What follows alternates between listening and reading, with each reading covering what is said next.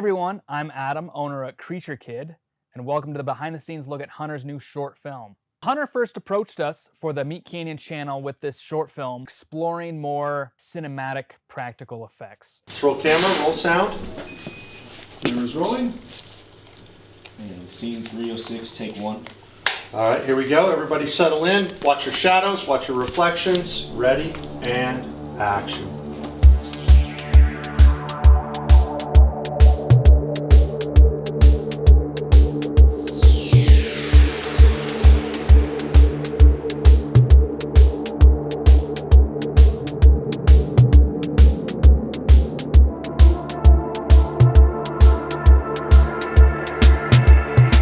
Diving more into practical effects as far as gore gags, makeup, illusions of bodies, morphine, and things like that. A little bit more grotesque than our normal puppets that we create for the MeatCanyon channel. Okay, God, just give me a second. This thing's on. Oh my God. What? Winslow. What is it?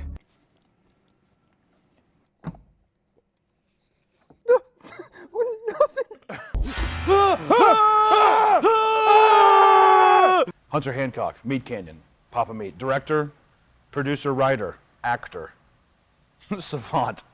Now, when Hunter first came to us, he had already established concept art. This artwork was done by Roman, who goes by Romek_art on Instagram. His stuff is incredible. Hunter had worked with Roman to establish the look and design of these creatures, and then he brought us the finished concept art, basically saying, this is what these creatures will look like. Hunter had also brought full animated animatic of the short film, so we could basically see what is happening in each scene, where are these creatures playing in this short film, and also what are the gags and the illusions that we need to sell as far as Hunter ripping open or this creature laying eggs, so we can visualize on screen already what the framing will be, how we have to build it in order for it to work with that framing. From there, we start sculpting and designing the 3D look of these monsters.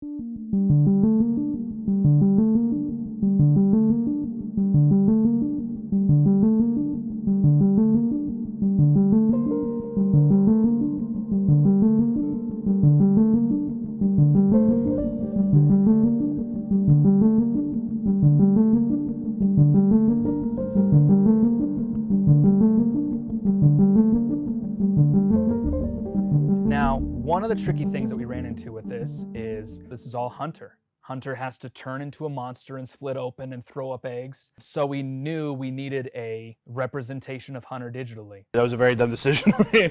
Yeah, I didn't think about that at all. I'm claustrophobic and I did an all-encompassing mask. And the whole time too, it was fucked up. Adam kept being like, the little girl from Goosebumps, she did this, and I was like, stop. So the traditional route of doing a life cast on someone's head where you're brushing alginate on their face or silicone and using plaster, out of the question. Can't do that with someone who has claustrophobia. What we did is we got our 3D scanner from Creality and we did a trip to Hunter's to 3D scan him. We 3D scanned him with his mouth open. We 3D scanned him with his mouth closed. We 3D scanned his whole body, his arms, so that we can print and design the costumes he has to wear, as well as the gags of him splitting open and things like that to make sure the proportions and everything worked out right. Maybe if you just 3D print some blocks that are the exact dimensions. Yeah. And then you just grind them to fit. Yeah.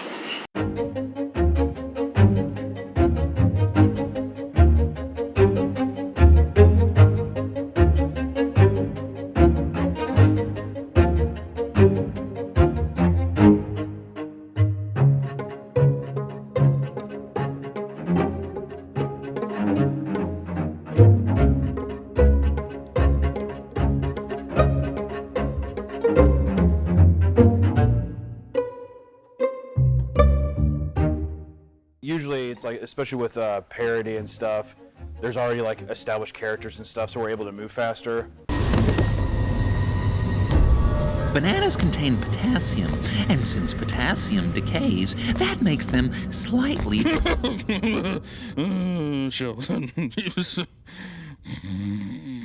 radioactive. Great work. You can proudly say, I can count to 3.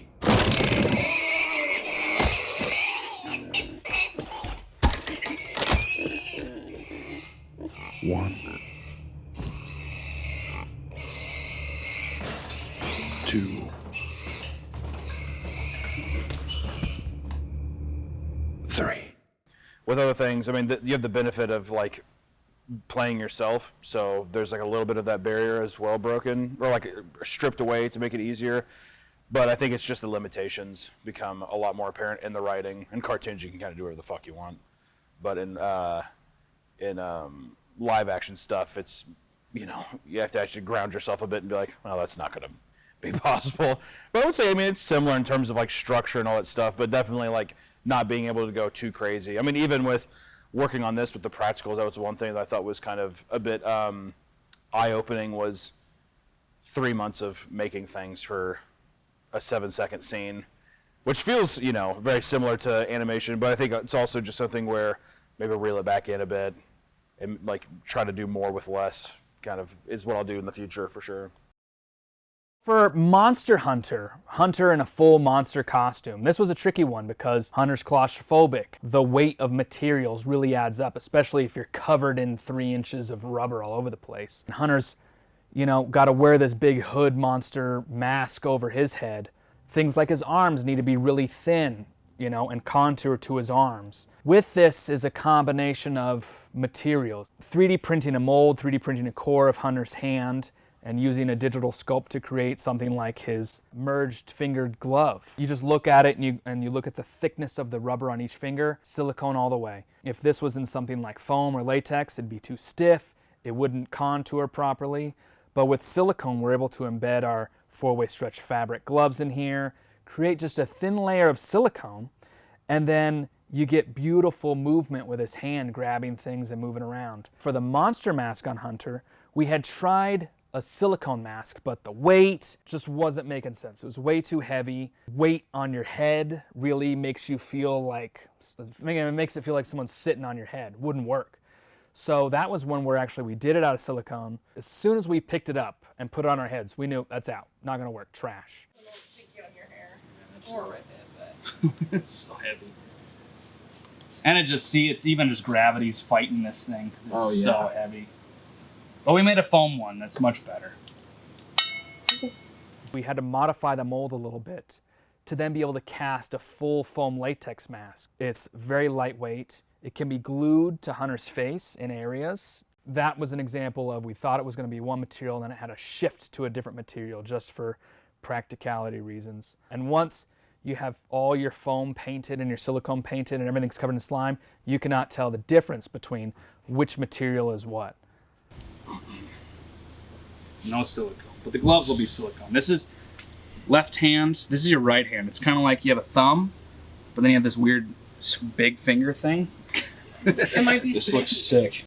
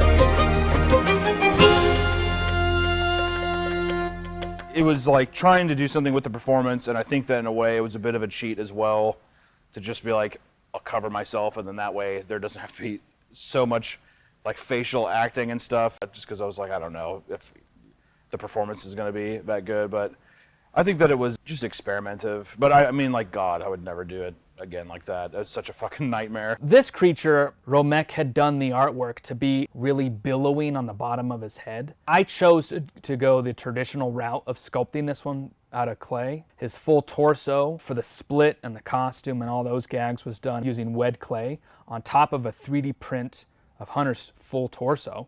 So we knew it would fit over his body perfectly. And then his monster head was sculpted over a fiberglass life cast of Hunter's head that we had done. This here is an example of Hunter's 3D printed throw-up head. So this is Hunter doing the expression.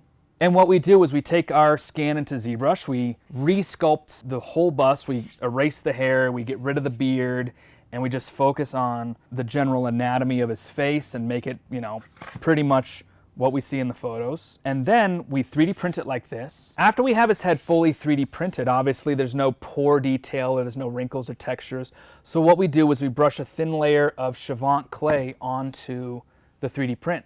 And from there we can texture skin details, pores. With that, use photo reference of Hunter doing the expression to create the lifelike look of the skin. This way, we found, is kind of the best way of getting somewhat of a technical approach, but also still has that handmade physical feel to it. So it's kind of the best of both worlds to achieve an 80s practical effect.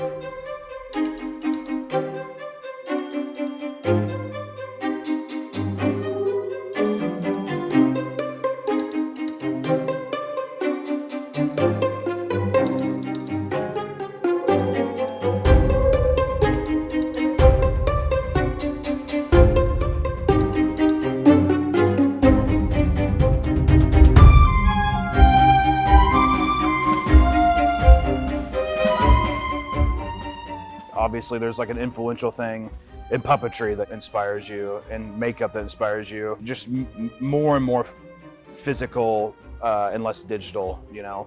So anytime that we can do that, and then I have to, because it's not like digital, I mean, digital is so important, but I think it was just wanting to just be as like archaic as possible, and there's just, I don't know, there's just such a groove, and there's such a groove you find with it, and I think that it was just the idea of like, we haven't done it that way, let's just do it the old way, you know? And that to me was just the most inspiring thing for it.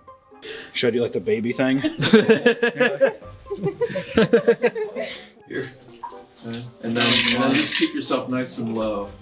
And, yeah, that's definitely have that dynamic going. Shoot the knee. Okay, so all we need is the return. For the basement creature, this was kind of a mishmash of a lot of different techniques. This was 3D printed molds. This was fabricated components. This was fiberglass backed 3D printed hard components mixed with soft components, mixed with silicone components. So I like to think that our basement creature is kind of the Frankenstein pieced together version of a creature suit. So this, we decided on me being in the costume because we needed to obviously get in and out of it a lot while we're here, test how it moves, test how it fits.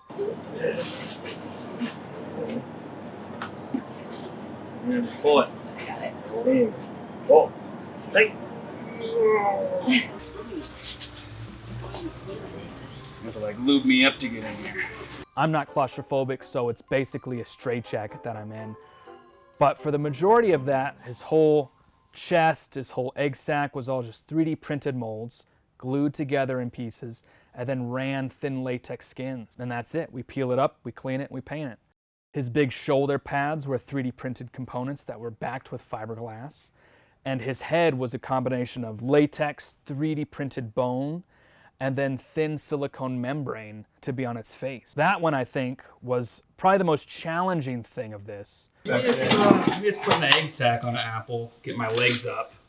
Yeah, it might be easier to get your... And then I can kind of hoist myself up. So what was interesting about this was we ended up shooting this at Hunter's location. So the cellar set is Hunter's actual basement. This was interesting because we had to apply the basement creature to the set and the backdrop and like glue it to the stone walls. So we found using just, standard glues like barge and latex to adhere the latex growing organic material to the wall, and then like web it out with latex and kind of rub the latex around to kind of give that look of like the little tendrils or spider webbing out. And then we just spray everything down with caro syrup and methicil slime, just wet everything. So everything's covered in slime and there's puddles all over the place. Working in a set like this, is a little tricky because you don't know what you're going into. Like, we knew the creature was attached to a wall, but we didn't know, like, is it a smooth wall, is it a stone wall? So even just that alone, we don't know if we're working with a full smooth surface. So when casting the backdrop, the back piece of the creature, we had ran armature wire inside so that you can bend the tendrils to contour whatever the wall shape might be.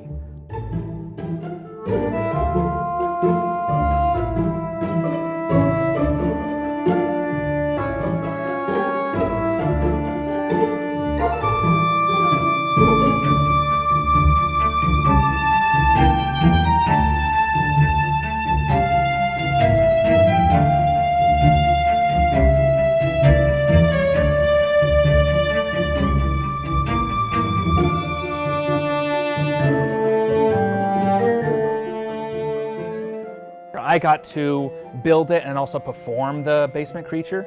As much of a performance as it is.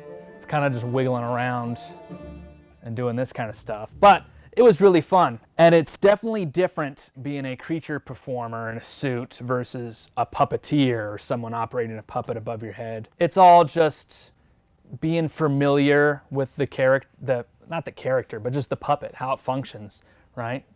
Does the head move? What's too far before like stuff starts to buckle? This thing's like dying. So it's just very much just like if it's moving, it's subtle. It's not big movements. The only time it has big movements is I think when we're prying it open. I think it could like maybe move up a bit. Otherwise, it's like it's forever unable to be comfortable. So it's kind of just like dying, and it's just kind of slow. Or how's the mouth moving before it starts looking weird? There's ways to move things to make them feel a little bit more alive than not. It was really fun and pretty miserable sitting in Hunter's basement covered in slime for a full day, but I'm really happy with the final outcome of the basement creature. And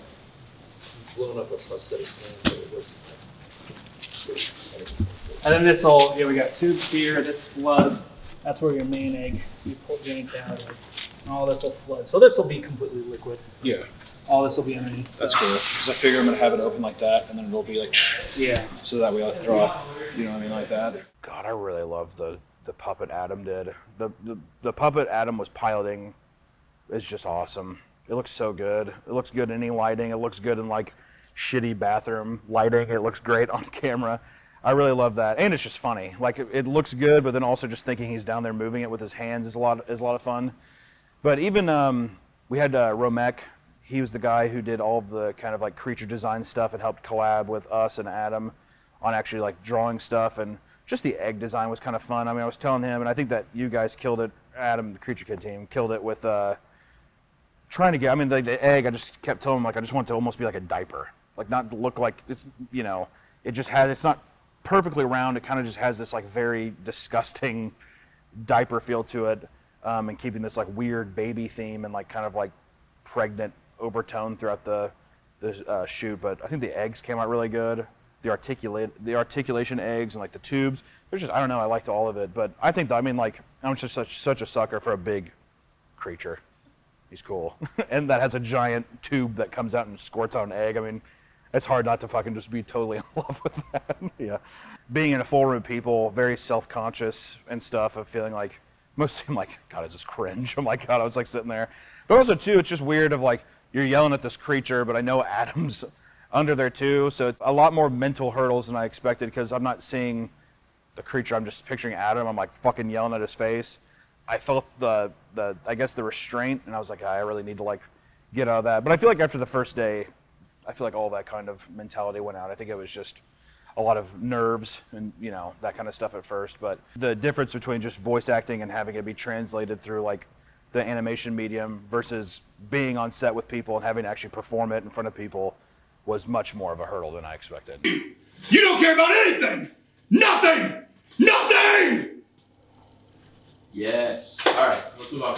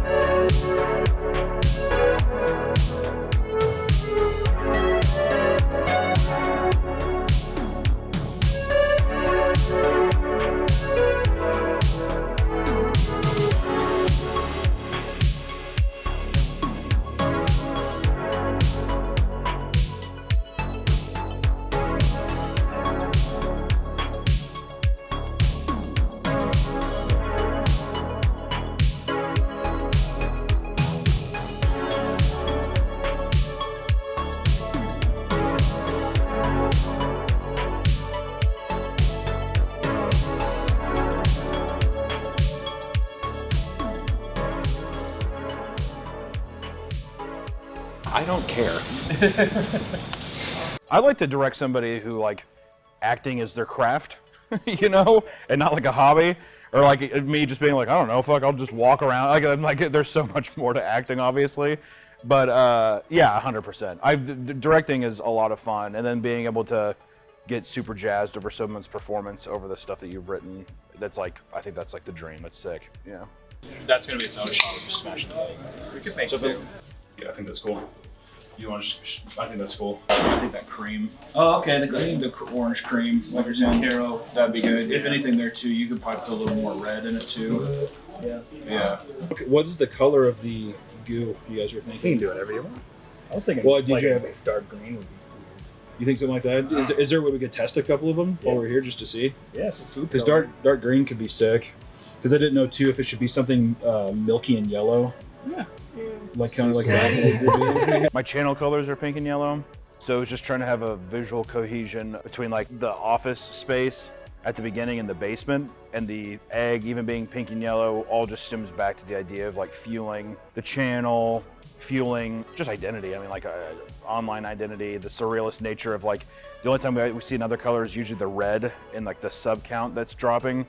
So it's just supposed to be like hyper fixation on just like the internal thoughts you have, right?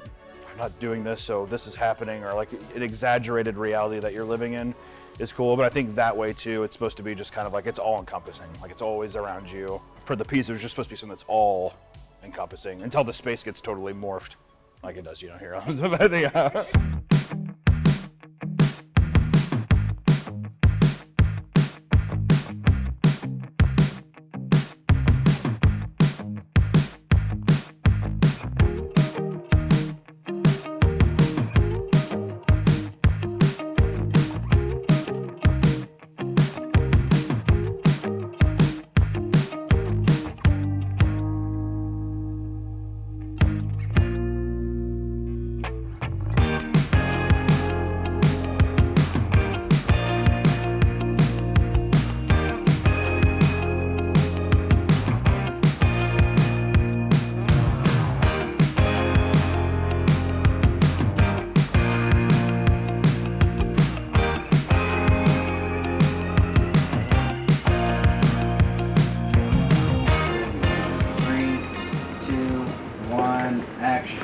So we were very fortunate to have a little pre-production shoot here in the shop to explore and show off how we plan on shooting these puppets and how they function, so that the cinematographer and Hunter and Nick knew how this stuff worked, so they can kind of wrap their brains around it.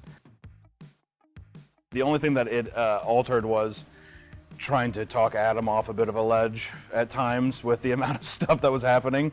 And then also just like trying to be understanding, because once again, coming from an animation background, everything that I'm requesting is completely shrouded in, like, I'm like, I don't know, can we do this? And Adam very rarely ever says no. So it became a thing of talking to him being like, yeah, I think it'll come okay. It'll come out all right. It'll come out all right. I'm like, it looks great. I think it's awesome. We gotta make it awesome. It's already very sick, very awesome. I'm pretty pumped for this suit. You're gonna like it. Look all right? Yeah, it looks really good. All right. And depending on lighting and camera, I think it'll sell really well. Yeah. And I really like this one. I think that's gonna be pretty funny, where you just have like these big fingers things sliding around, and you're just kind of grabbing with your thumb. So it's getting there. I really love the borderline shit grease. It's super beneficial. Hardly ever are we given the opportunity to rehearse while we're building something. 3, 2, 1, pull.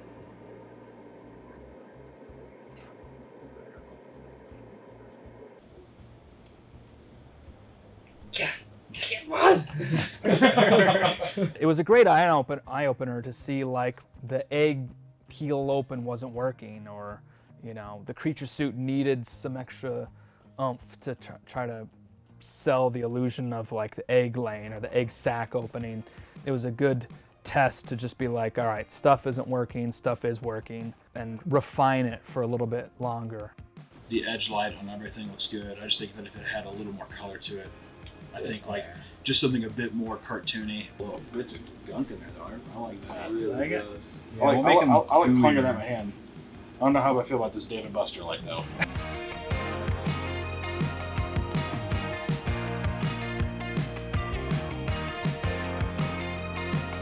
The only thing that really affected was being like, if this is too much of a scope, how can we just like draw back? Like, do we need this kind of thing? But I mean, luckily, because you know, it's like a sweatshop run over there, but everything got done and it was awesome.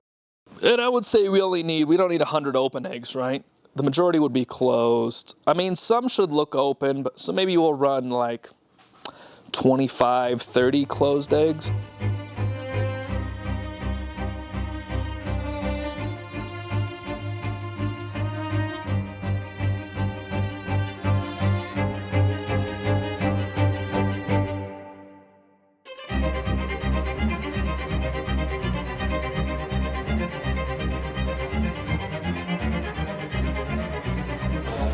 Brought so many eggs. Well, it already looks like it on Yeah, it all was the like a little place. tiny ball.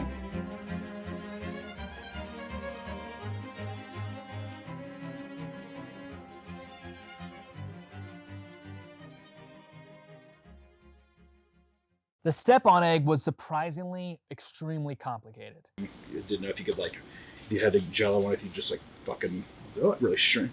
I don't want to do it now. This is I'm having too much fun just rubbing it. It's like tapioca pudding. It's disgusting. Cool? Yeah, it looks so good. Yeah, it's a little firm. We're kind of letting them warm up. Have you done see any? If they don't crumble. Yeah, I was gonna say if some are a little crumbly. The goo, to get it to goo, it doesn't come out as easily. It's kind of like it doesn't want to hold its shape. So we're kind of seeing if these warm up to room temperature, if they'll mush a little easier. We had experimented with Jello and custard and cake and slime and all kinds of crap, and it just was not. Hunter was just like, no, it needs to squish like egg goo. I was reaching out to like prop makers and stuff to be like, what would you do? Like, how do you make it look like squished scrambled eggs, but then retain its shape?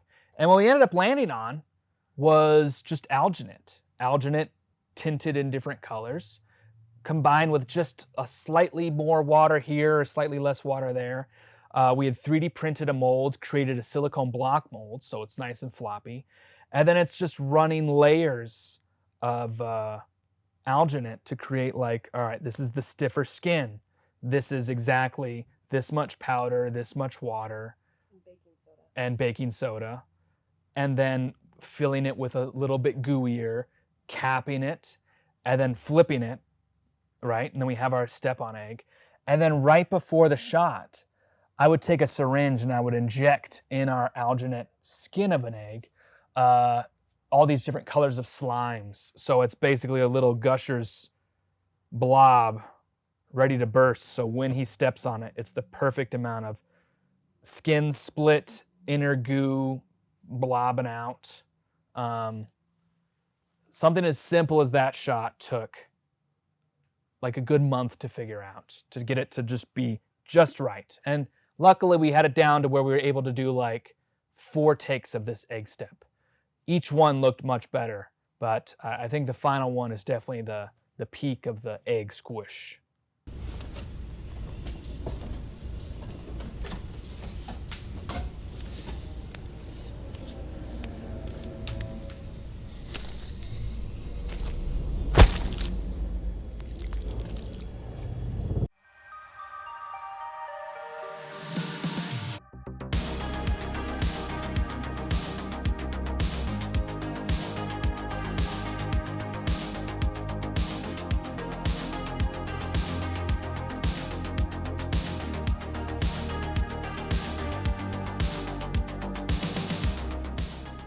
The hunter throw-up scene is my favorite gag of the film. I was so happy with how the hyper-real hunter throw-up head turned out.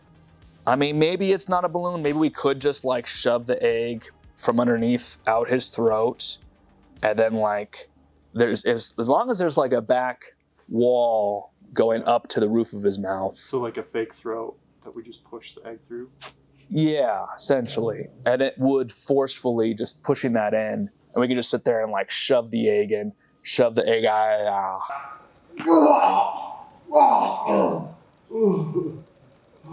Once we do our final clay sculpture, we do a big old fiberglass mold, we cast in silicone, we use color swatches to make sure our tone of his skin, we know where his tones lie so that we can match his skin color as close as possible.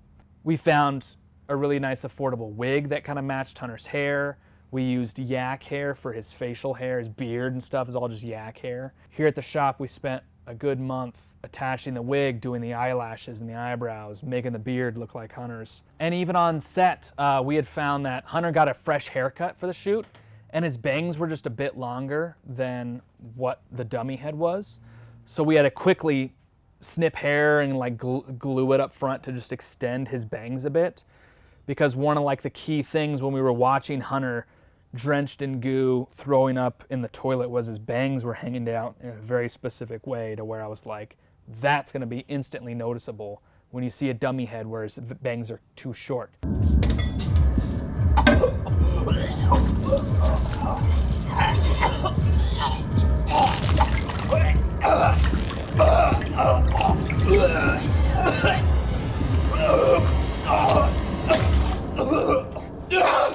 Once you cover that thing in slime and we get in there and we're doing the performance, you know, we're watching on the monitor, getting him to throw up and stuff and getting that egg out of his mouth, I think that shot where it goes Hunter throwing up, cut to dummy head drooling and stuff, cut back to Hunter, cut back to head with the egg coming out, back to Hunter panicking from the toilet.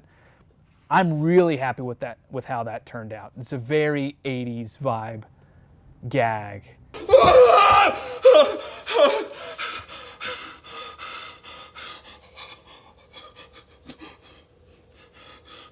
Is that cool if I widen up a little bit more? How wide are you thinking? I think you grow creatively by being able to collaborate and trust people. So like this undertaking is just, it's all done. Even that's just kind of YouTube, you know, like you do it until you realize one day you're like, okay, well we can add more people. But I think it's like mostly bred on a lot of ignorance of like, oh yeah, fuck, I can do it.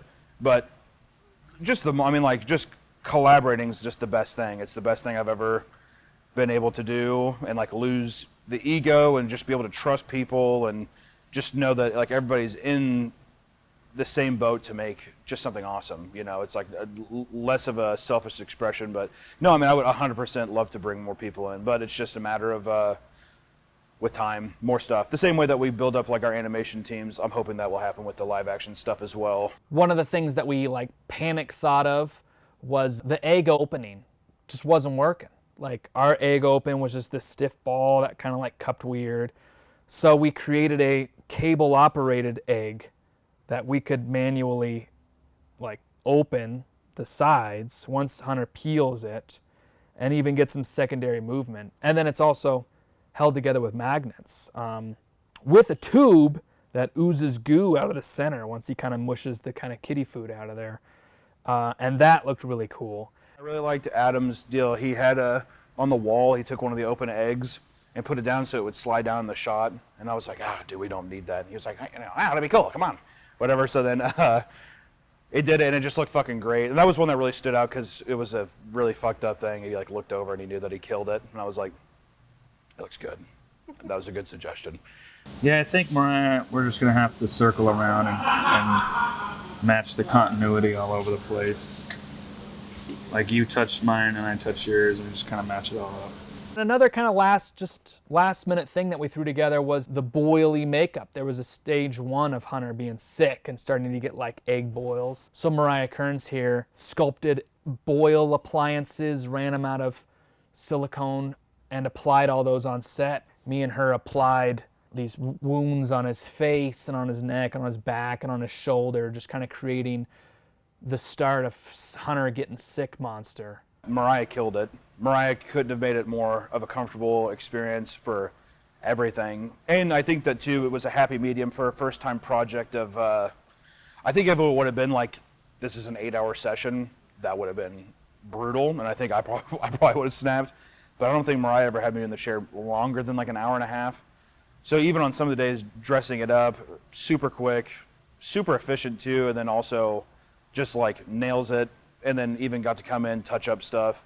So I thought that the makeup was, just fucking killed. I don't know, Mariah's great. She's the best. It's fucked up. I think honesty is just like the biggest thing. I think honesty, and you just trust your gut. Tucker doesn't have a lot of experience with like tons of narrative stuff, but I've seen his work, it's beautiful. I think you just need that honesty, and you need someone that can come up and like challenge you creatively, and then also feel like you can kind of like siphon off their creativity a bit. And that's like, I think with everybody, there's a lot of people I had never worked with before on this shoot that I think they just showed up and they were very like game with voicing their opinion and stuff. And even Adam and you guys coming in and operating stuff or like requesting another take and everything. I think like that stuff is, you just need that. Because otherwise, I think that you just get a half-assed thing. Because after a while, you're tired and you're just like, yeah, that's fine. But I would say, as a whole, as a team, it's just honesty. You need honesty and people to feel like they have some kind of creative voice or something on the set, Looks fucking great though, dude. Yeah, you guys should be super proud. That's fucking awesome.